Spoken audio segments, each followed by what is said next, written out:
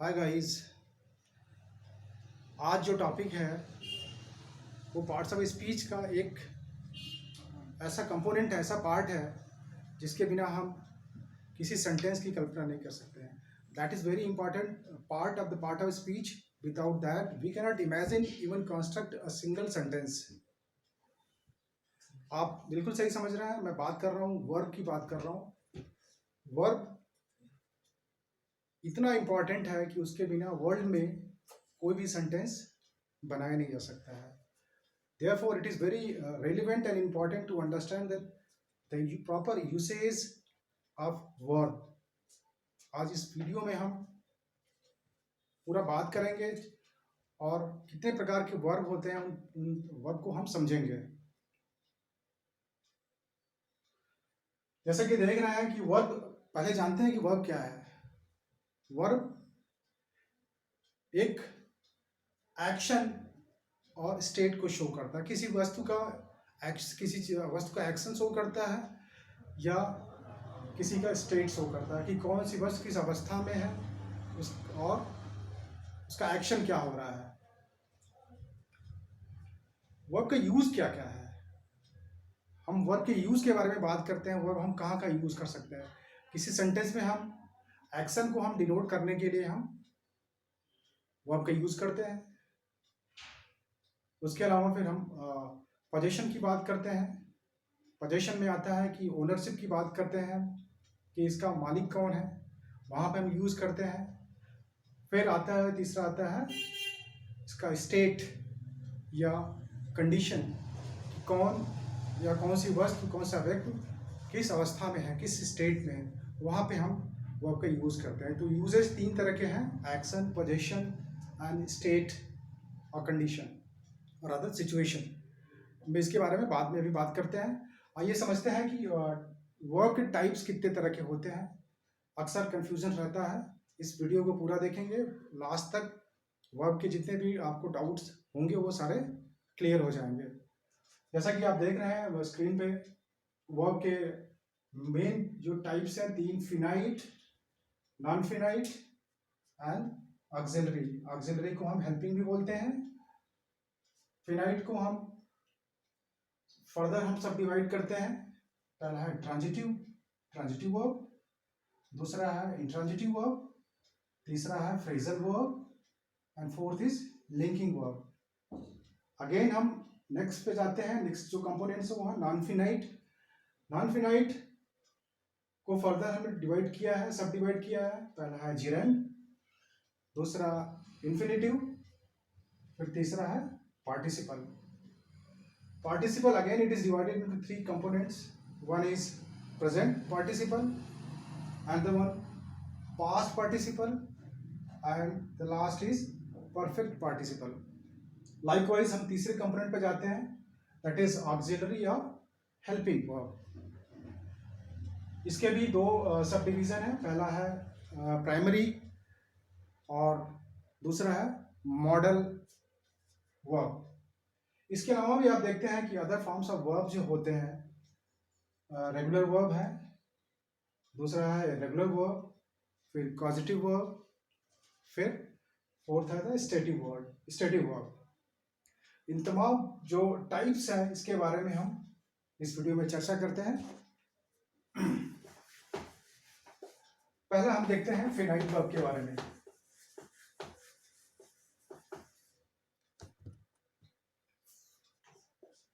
Finite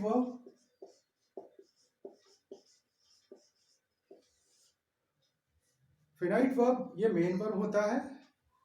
जैसा नाम से ही पता चलता है कि it is fixed. Finite means main verb जो टेंस, नंबर और सब्जेक्ट के हिसाब से चेंज होता है, उसको हम फिनाइट वर्ब कहते हैं। अब जब हम हिंदी में इसको ट्रांसलेट करते हैं तो इस पर्टिकुलर वर्ब का जो अर्थ होता है वो अंतिम में आता है। जैसे हम बात करेंगे सिम्मी नाश्ता बनाती है, तो इसको हिंदी में पहले समझ लेते हैं हम। फिनाइट वर्ब में क्या है कि ये सब्जेक्ट,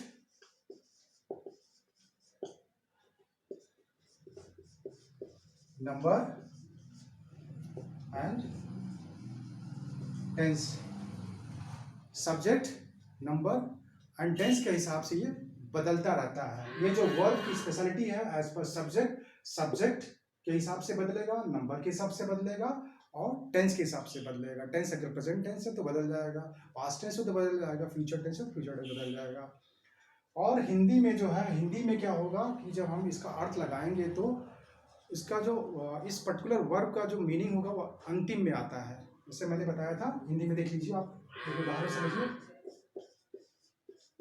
सिमी नाश्ता बनाती है, ठीक है।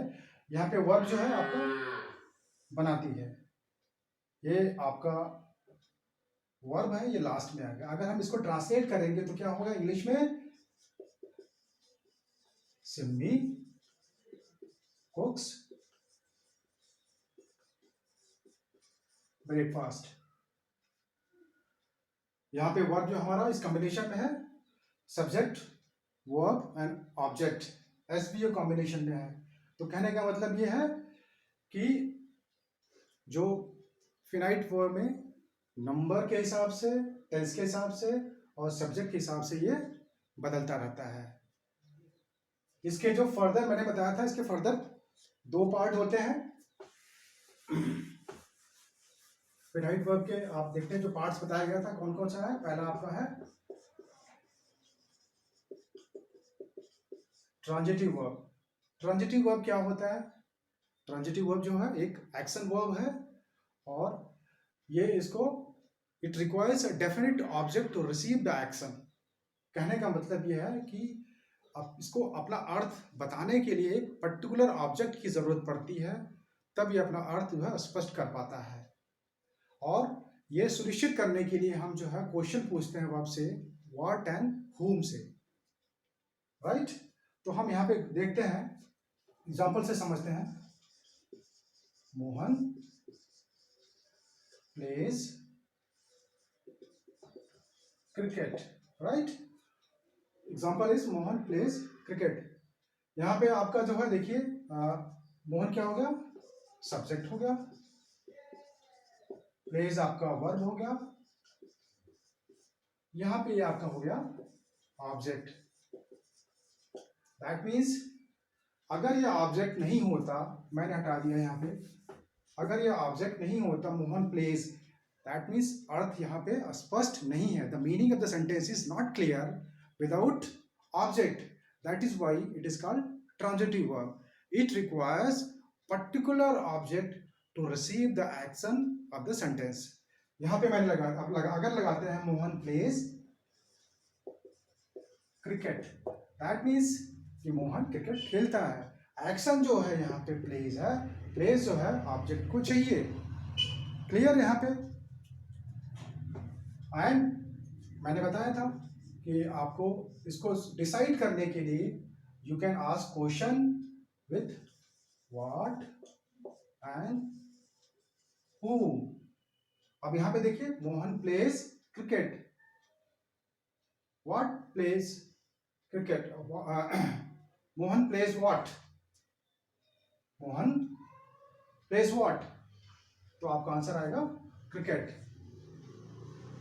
तो इन चीजों से, ये जो questioning words what and whom से आप डिसाइड कर सकते हैं कि ऑब्जेक्ट क्या है, और ऑब्जेक्ट के आधार पे आप डिसाइड करेंगे, पता करेंगे कि ये ट्रांजिटिव वर्ब है।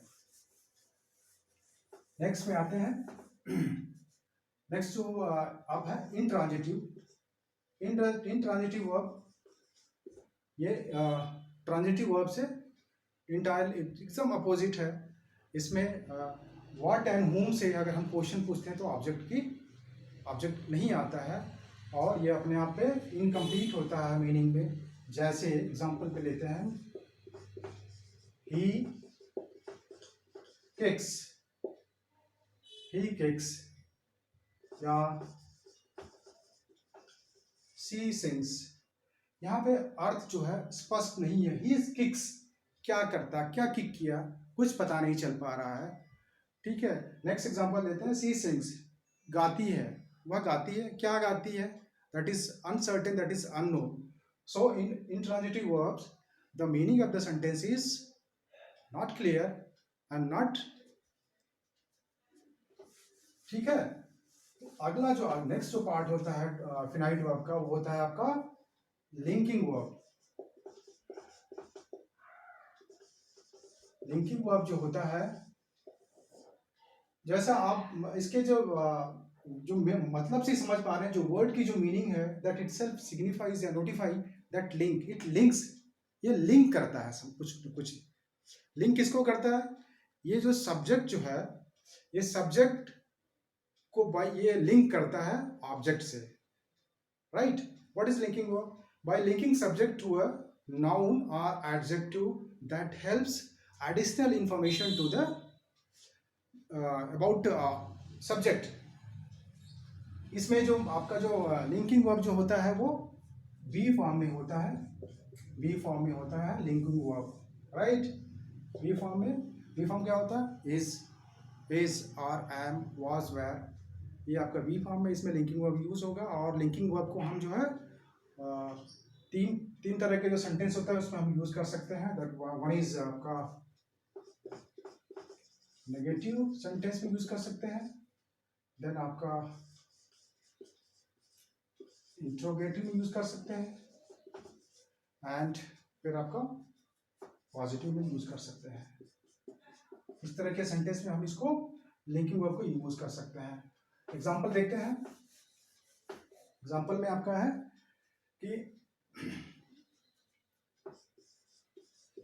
Renu is honest, right. यहां पे हम देखते हैं रेनू जो है आपका सब्जेक्ट है, इस जो है आपका, मैंने बताया था कि ये बी फॉर्म की तरह होगा, यही लिंकिंग वर्ब है। दिस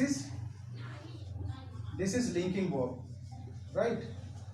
एंड ये ऑनेस्ट है, ऑनेस्ट जो आपको क्या कर रहा है, ये सब्जेक्ट को, ये जो वर्ब है लिंकिंग वर्ब, ये इज जो है, इसके बारे में ये एडिशनल इंफॉर्मेशन दे रहा है कि सब्जेक्ट कैसा है। That means it is whether it is a noun और इट इज अ एडजेक्टिव। इस आधार पे हम इसको कॉम्प्लीमेंट करता है सब्जेक्ट को, तो हम इसको कह सकते हैं कि ये कॉम्प्लीमेंट है, राइट। Honest is complement. दूसरे एग्जांपल समझते हैं हम। They are stubborn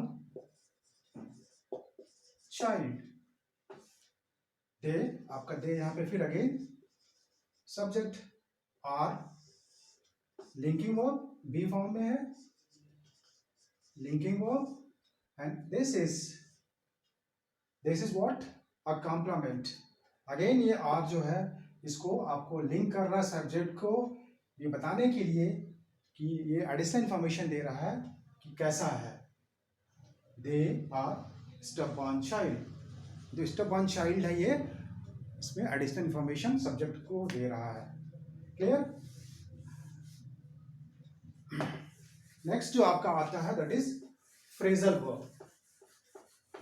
phrasal verb,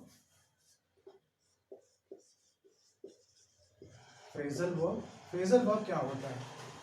जैसे नाम से ही पता चलता है कि फ्रेजल वर्ब क्या होता है। फ्रेजल वर्ब जो है ये फ्रेज से रिलेटेड होता है, और इसका जो कंस्ट्रक्शन होता है, जो फॉर्मेशन होता है, इसमें आपका जो मेन वर्ब होता है, मेन वर्ब प्लस एक आपको एक, आप लोगों को फ्रेज तो याद ही होगा, फ्रेज देखिए, आप याद करके देखिए फ्रेज कैसे होता है। जैसे लुक आफ्टर एक फ्रेज होता है, तो लुक, एग्जांपल देखिए यहाँ पे, लुक आफ्टर। लुक क्या है? लुक यहाँ मेन वर्ब है, आफ्टर आपका प्रीपोजिशन है, बन क्या गया ये लुक आफ्टर। लुक आफ्टर एक आपका फ्रेजल वर्ब हो गया। क्लियर? तो फ्रेजल वर्ब जो है ये, इसका कंस्ट्रक्शन जो होता है मेन वर्ब प्लस प्रीपोजिशन के साथ ये बनता है। इसके भी दो पार्ट्स हैं, फ्रेजल वर्ब के भी दो पार्ट हैं। पहला जो है आपका इंट्रांजिटिव, इंट्रांजिटिव फ्रेजल वर्ब, और दूसरा होता है ट्रांजिटिव वर्ब। इंट्रांजिटिव में क्या होता है कि इसमें नो ऑब्जेक्ट की जरूरत, इसमें ऑब्जेक्ट की जरूरत नहीं होती है। जैसा पता है आपको, पहले मैं बता चुका हूं कि इंट्रांजिटिव में एक्शन जो होता है उसको ऑब्जेक्ट की जरूरत नहीं होती है। एग्जांपल देखते हैं, the pilot takes off, right. Takes off जो क्या है, आपका एक फ्रेज वर्ड है, फ्रेजल वर्ब है, और ये अपने आप में एक एग्जांपल हो गया कि जो पायलट जो है उड़ गया, राइट। इसमें ऑब्जेक्ट की जरूरत नहीं है, अपने आप में ये कंप्लीट सेंटेंस है। और दूसरा जो आप देखते हैं, दूसरा जो पार्ट होगा आपका transitive. Transitive verb, transitive phrasal verb में क्या होता है कि इसको एज इट इज, जैसा मैंने पहले बताया था कि ट्रांजिटिव वर्ब्स में ऑब्जेक्ट की जरूरत पड़ती है, तो यहाँ पे ऑब्जेक्ट, देखिए example, look up this word in dictionary। Lookup क्या है, लुकअप आपका फ्रेजल वर्ब होगा और इसको जरूरत पड़ रही है, ऑब्जेक्ट की जरूरत पड़ रही है, lookup this word in the dictionary. तो कहने का मतलब यह है कि फ्रेजल वर्ब्स जो कंस्ट्रक्शन होता है, मेन वर्ब प्लस प्रीपोजिशन, इसके दो पार्ट्स हो जाते हैं, intransitive phrasal verbs and transitive phrasal verbs, right. अब आते हैं, हम बात करते हैं, ये फिनाइट के सारे कंपोनेंट्स हो गए हैं। अब हम बात करेंगे ऑक्सिलरी। ऑक्सिलरी और हेल्पिंग वर्ब के बारे में। ऑक्सिलरी एंड हेल्पिंग वर्ब क्या होता है? ऑक्सिलरी एंड हेल्पिंग वर्ब जो होता है कि they help verb to form its tense, negation, interrogation and voice. Means कहने का मतलब यह है कि ये जो हेल्पिंग वर्ब है, इनके द्वारा जो है टेंस बनता है, नेगेटिव वर्ड्स बनते हैं, कोई इंट्रोगेटिव वर्ड्स बनते हैं, and voice, active voice and passive voice का निर्माण होता है, कंस्ट्रक्शन होता है। इसके ऑक्सिलरी वर्ब की मैंने बताया था आपको, दो पार्ट्स होते हैं, आपका जो primary auxiliary and model auxiliary. Primary auxiliary में देखते हैं क्या होता है। प्राइमरी ऑक्सिलरी में आपके जो है तीन पार्ट हैं,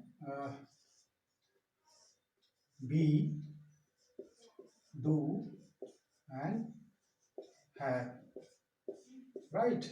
तो बी में क्या क्या पार्ट्स है, बी का मैं बताता हूं आपको। बी का देखते हैं आपका इज, आर, एम। इसी का पास्ट टेंस कर देते हैं वाज, वर, ये आपका पास्ट टेंस हो गया बी, राइट। फिर आप दिखाते हैं डू का, डू, डज, ये आपका प्रेजेंट टेंस। फिर पास्ट टेंस में आता है सिर्फ ओनली डेट आता है, बी हो गया, डू हो गया, एंड हैव में देखते हैं। हैव में प्रेजेंट टेंस में क्या आता है, हैव, फिर हैज, एंड पास्ट टेंस में ओनली हैड। ये आपके बी फॉर्म्स के पार्ट है, क्लियर। दूसरा जो आपका पार्ट्स है that is modal auxiliary verbs. Modal auxiliary verb क्या होता है? They are 13 in number, modal auxiliary verb.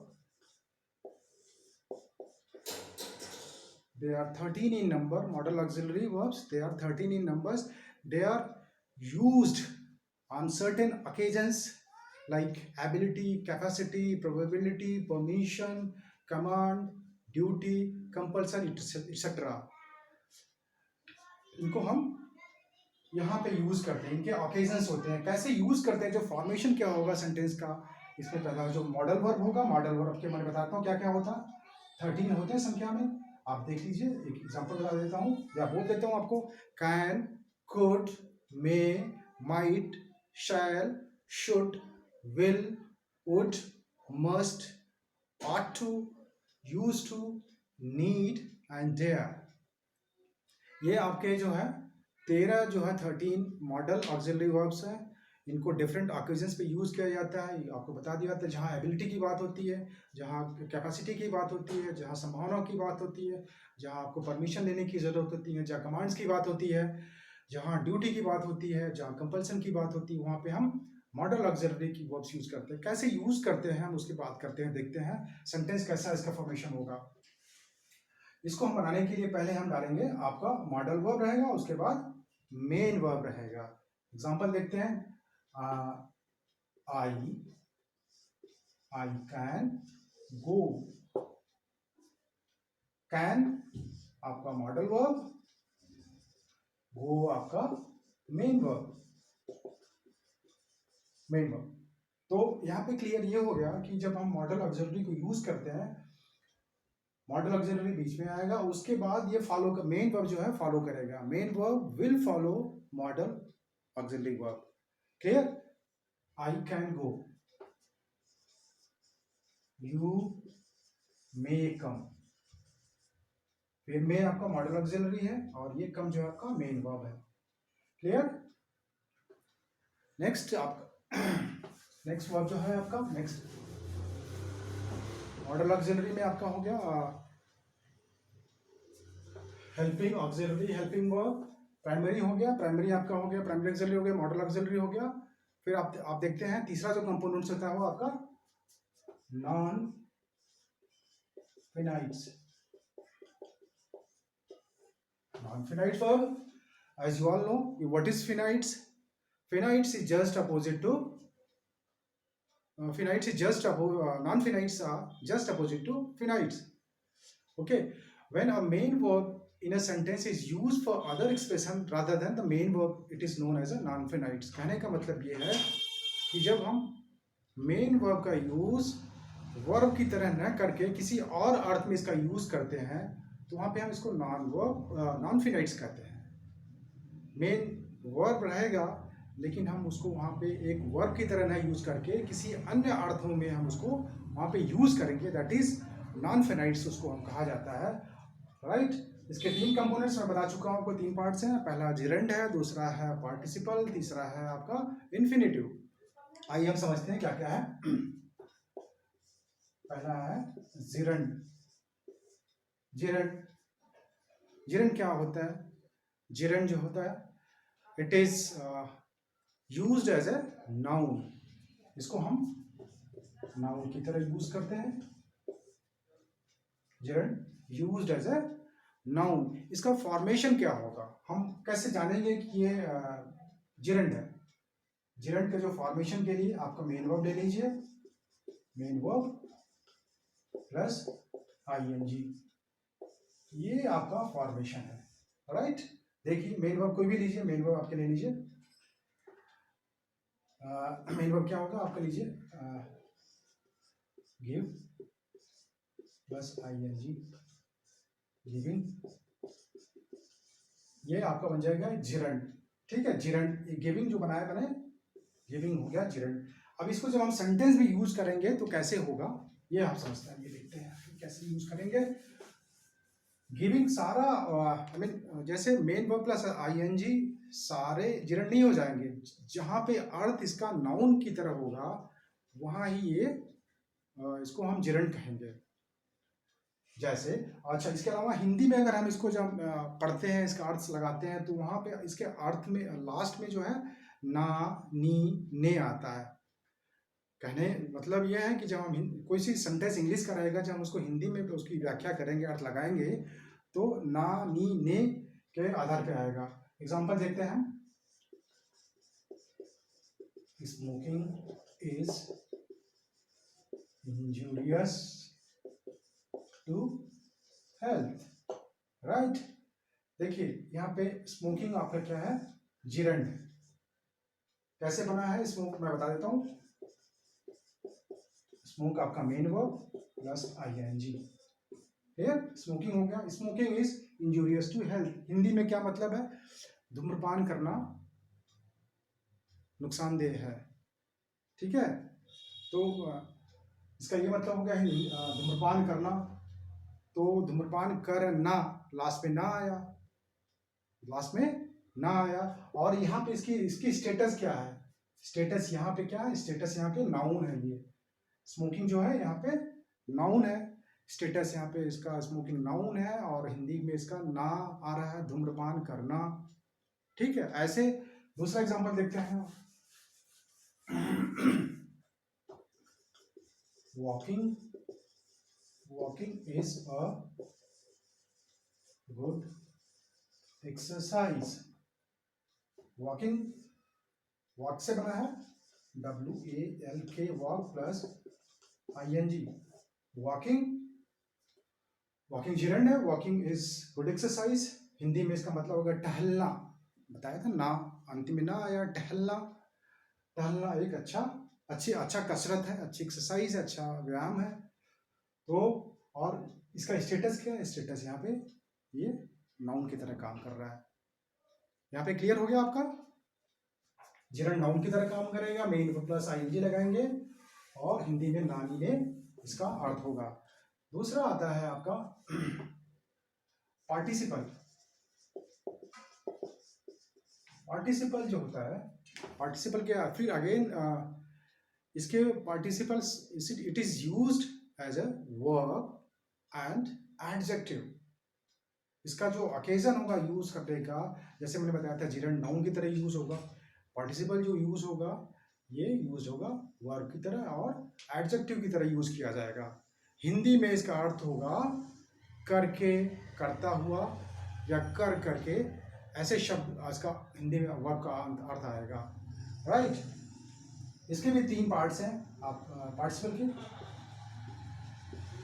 Present, past and past participle. इन सब के बारे में अलग से मैं वीडियो बनाऊंगा, और अगले वीडियो में आप इसके बारे में डिटेल्स में जानेंगे। राइट। एग्जाम्पल देख लेते हैं। Example, seeing a lion, he ran away. Seeing a lion, he ran away. Seeing भी देखिए ये जिरंड की तरह लग रहा है, जो फॉर्मेशन है जिरंड की तरह है, लेकिन इसका जो स्टेटस है वो अलग है, स्टेटस अलग है। जिरंड में जब ये ऐसे स्ट्रक्चर की बात कर रहे थे फॉर्मेशन की, तो वहाँ पे नाउन था। यहाँ पे क्या होगा, ये यहाँ पे नाउन नहीं होगा, यहाँ पे ये सिर्फ वर्ब में यूज होगा या एडजेक्टिव में ही यूज होगा। ठीक है, तो यहाँ का मतलब हुआ कि शेर को देखकर वो भाग गया। शेर को देख कर, कर मतलब लास्ट में कर आया हिंदी के अर्थ में, तो हम ये समझ जाएंगे कि ये पार्टिसिपल है, पार्टिसिपल है, कर आया और शेर को देखकर वह भाग गया। ठीक है, अगले वीडियो में मैं पार्टिसिपल के बारे में डिटेल्स में बताएंगे, कैसे प्रेजेंट पार्टिसिपल क्या होता है, पास्ट पार्टिसिपल क्या होता है, एंड परफेक्ट पार्टिसिपल क्या होता है। क्लियर। फिर जो अगला जो कंपोनेंट से आपका आता है इन्फिनेटिव। इन्फिनेटिव क्या होता है, इन्फिनेटिव एक नॉन फिनिट्स का पार्ट होता है। इन्फिनिट्स भी इन्फिनेटिव भी हो, इसको हम नाउन की तरह यूज करते हैं। It is used as a noun. Noun के नॉन फिनिट में 2 ऑकेजन से यूज करने के, पहला आपका जिरंड है, दूसरा है इन्फिनेटिव यूज किया जाता है। लेकिन स्ट्रक्चरल डिफरेंस क्या है, स्ट्रक्चरल डिफरेंस ये है कि यहाँ पे हम टू प्लस मेन वर्ब, ये स्ट्रक्चर होगा, ये स्ट्रक्चर होगा यहाँ पे। दैट मीन्स मेन वर्ब के पहले टू लगेगा और वो नाउन का काम करेगा, तो हम उसको इन्फिनेटिव कहेंगे, इन्फिनेटिव बताएंगे। एग्जांपल्स हम समझते हैं।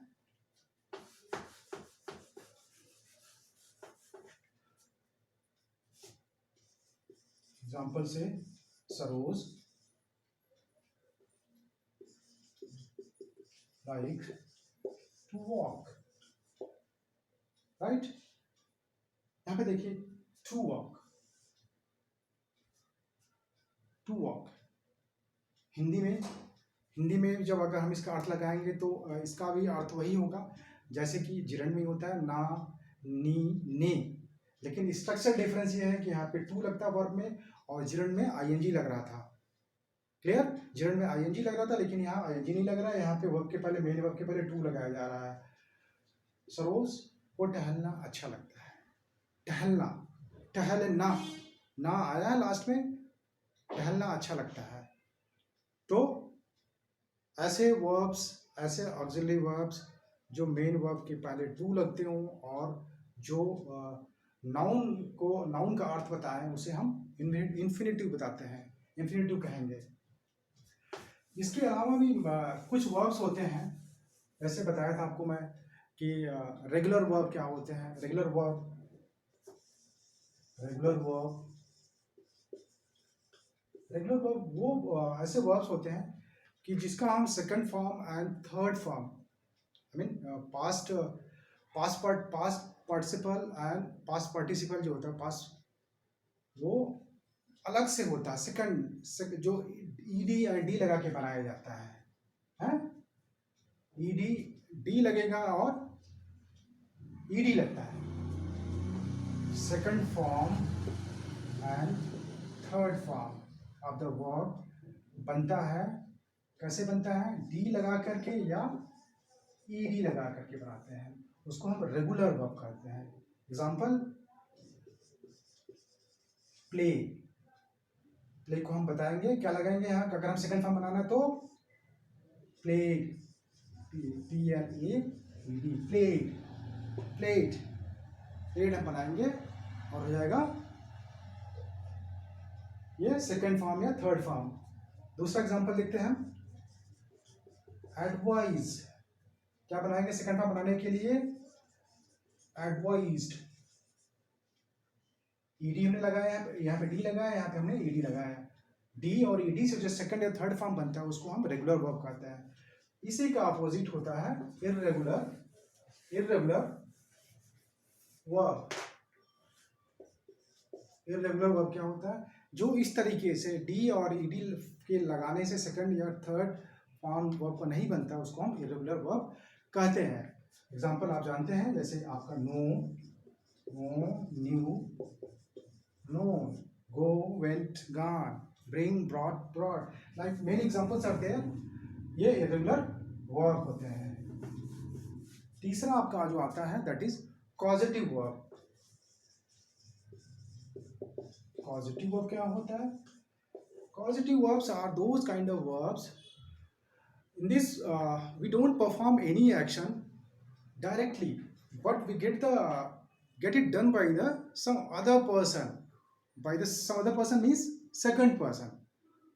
कहने का मतलब यह है कि हम इसमें हम कोई काम खुद नहीं करते हैं और ये काम किसी दूसरे द्वारा जो है किया जाता है। कॉजेटिव वर्ब्स में हम क्या क्या होता है? The job is done by somebody else. Causative verb means somebody causes the job to be done, है ना, काम जो है कोई और करता, मैं नहीं करता हूँ, द पर्सन वो does not do that particular action but it is get it done by the somebody else. इसमें जो कॉजेटिव वर्ब्स होते हैं आपका let, make, have, let, make, have and get etcetera. ठीक है, let, make, have, get etcetera जो है causative verbs हैं। इसके अलावा भी और इसको हम कैसे यूज करेंगे कॉजेटिव वर्ब्स के बारे में भी, इसके लिए हम अलग से भी वीडियो, नेक्स्ट वीडियो में इसको हम बनाएंगे। फिर जो तीसरा आपका, इसको एग्जांपल देखते हैं। एग्जांपल क्या है? Let him go, let him go, let him go, right. इस तरह के एग्जांपल है। अगला जो आप टाइप्स ऑफ वर्ब जानते हैं that is static verb. Static verb क्या होता है? These are those verbs which show the status, situation। Verb का सिचुएशन बताए, स्टेटस बताए, उसको हम आपका स्टेट बताए, स्टेट बताए, सिचुएशन बताए, वो इस वर्ब को कहते हैं। जैसे example, I mean she is happy. Happy एक आपका एक स्टेट हो गया, एक स्टेट हो गया, स्टेट है बता रहा है, कंडीशन है वो बताया, उसमें हम उसको स्टेटिव वर्ब्स के बारे में बताते हैं। अगर आपको ये वीडियो अच्छा लगा होगा तो इसको ज़रूर सब्सक्राइब करें, और अगले वीडियो में मैं आपको पार्टिसिपल एंड मॉडल वर्ब्स के बारे में बताऊंगा। Thank you very much. जय हिंद।